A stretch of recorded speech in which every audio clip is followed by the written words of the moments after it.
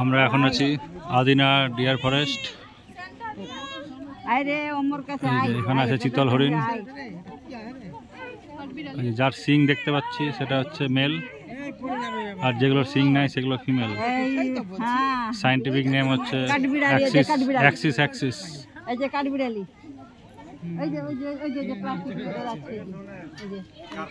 প্রায় 70 থেকে 80টা আছে হরিণ।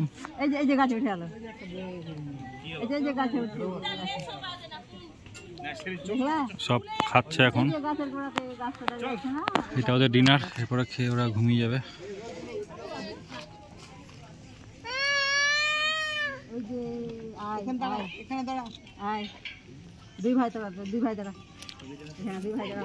মেলের সংখ্যা কমই আছে, ফিমেল গুলোই বেশি এখানে।